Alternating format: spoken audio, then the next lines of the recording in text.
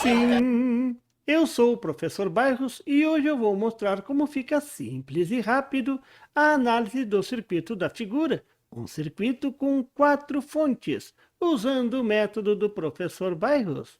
Se você não conhece o método Bairros de análise de circuitos, dê uma olhadinha no link na descrição desse vídeo. Vamos lá? Aqui está o circuito. O objetivo é determinar IR1, a corrente que passa na resistência R1 e na fonte B1. Vou utilizar o método do professor Bairros e comprovar que fica bem mais fácil e bem mais rápido de resolver. O método do professor Bairros é a superposição incrementada. Na verdade, muito incrementada. Na superposição, a corrente IR1 vai ser calculada a partir da superposição da influência de cada uma das fontes, tratadas de forma independentes. Então, eu vou ter uma corrente devido à fonte B1, que eu vou chamar de B1, mais uma corrente devido à fonte B2, que eu vou chamar de B2, mais uma corrente devido à fonte B3, IB3, mais uma corrente devido à fonte IB4. Somando tudo, eu vou ter a corrente IR1. Para calcular cada uma das correntes, eu vou tratar o circuito de forma independente. Então, eu vou ter 4 circuitos. No método do professor Bairros, basta um circuito. Qual deles que eu escolho? Vou escolher aquele circuito com a fonte de tensão que está no mesmo ramo da corrente que eu quero determinar. Nesse caso, B1, que está no ramo da corrente IR1. Então, vamos começar por aí. Para resolver a corrente devido à fonte B1, eu vou ter que redesenhar o circuito. Então, vou pegar o circuito original, vou copiar e colar. No meu caso, vou copiar e colar porque eu tenho um computador. Vocês vão ter que redesenhar no caderno de vocês. E eu vou querer, então, determinar a corrente B1. Então, vou mudar isso aqui. Esse vai ser o IB1. Nesse caso, eu não vou considerar a influência das outras fontes. Então, eu vou zerar as outras fontes. Se for fonte de tensão, eu simplesmente coloco um curto-circuito no seu lugar. Tensão de 0 volts. Zerar a fonte é colocar um curto-circuito no seu lugar. Aqui está o circuito. Um circuito simples, somente com uma fonte. Agora, então, vamos determinar IB1. Eu posso usar qualquer dos métodos que eu quiser, mas eu vou usar, nesse caso, o método da lei de Ohm, que é o mais simples, todo mundo conhece. Na lei de Ohm, eu determino a corrente B1, reduzindo todo o circuito a uma resistência equivalente, que depois será usada para calcular o IB1. Então, o cálculo de IB1, usando a lei de Ohm, vai ser determinado a partir da resistência equivalente. Então, eu começo a fazer o série paralelo, até chegar na resistência equivalente. Começo por onde?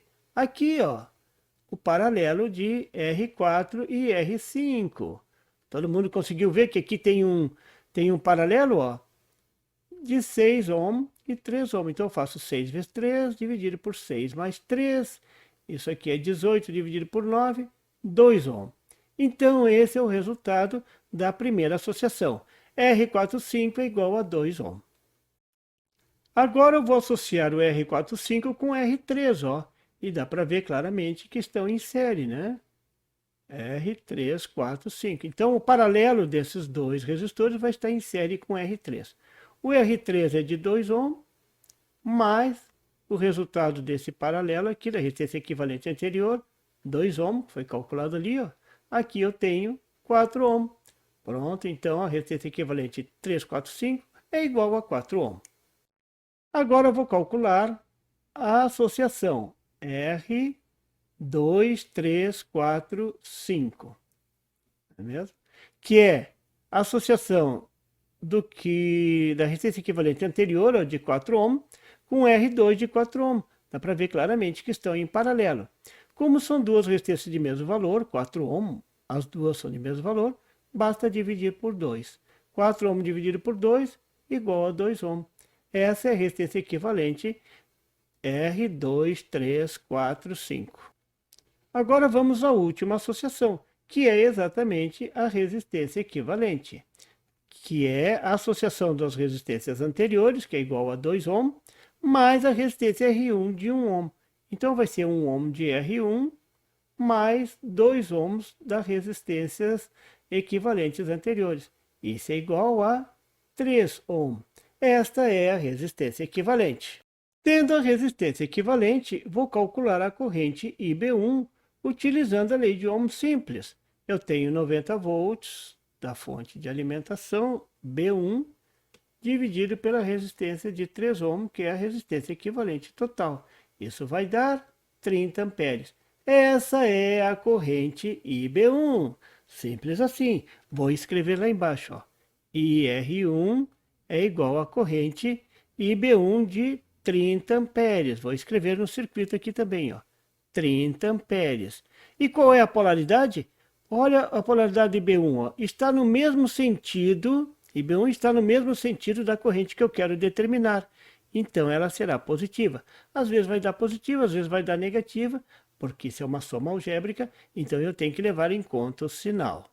Agora eu vou distribuir essa corrente de maneira a encontrar as correntes em todos os ramos do circuito. Na verdade, eu preciso das correntes nos ramos onde estão colocadas as fontes de tensões, o restante das fontes de tensões. Eu preciso saber a corrente nesse circuito, no circuito de B1.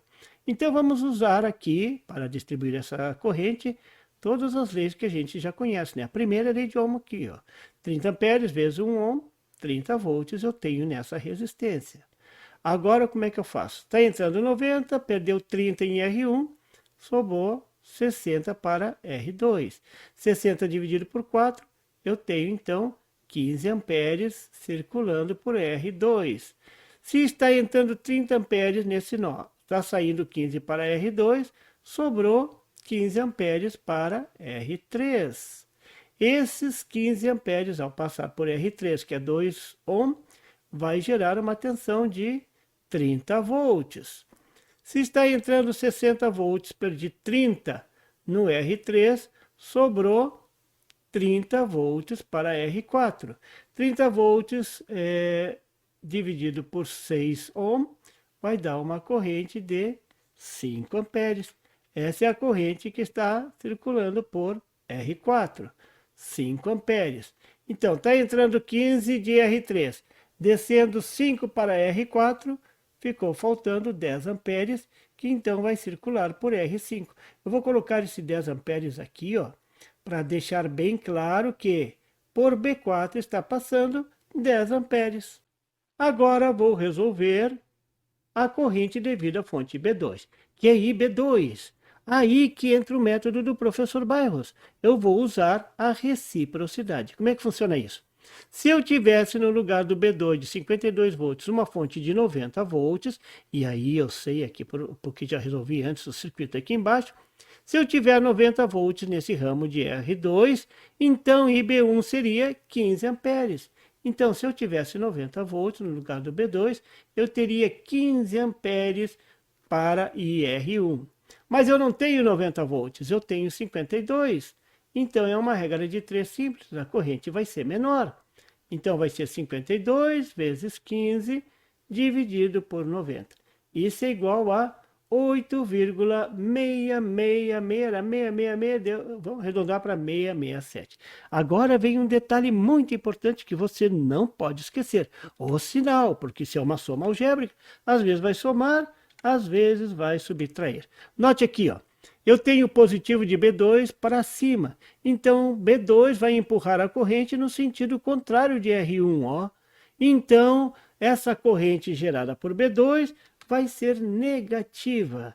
Então, a minha corrente aqui, na minha equação, vai ser menos 8,6667 amperes. Pronto.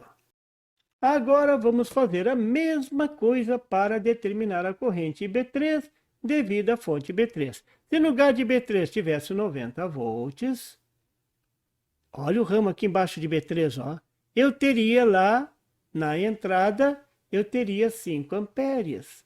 Mas eu não tenho 90 volts, eu tenho 38 volts. Então vai ser X a minha resposta. Regra de 3 simples.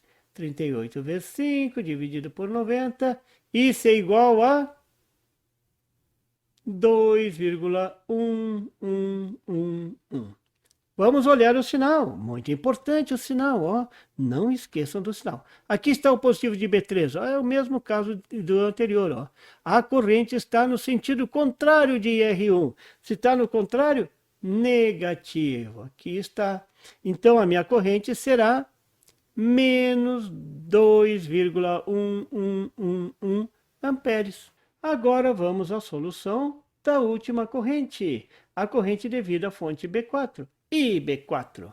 Mesmo raciocínio. Se eu tivesse 90 volts no lugar do B4, eu teria uma corrente de 10 amperes. Olha a corrente que está no ramo de B4. Ó. Mas eu não tenho 90 volts, eu tenho 83. Então, a corrente vai ser diferente. Quanto? 83 vezes 10 sobre 90.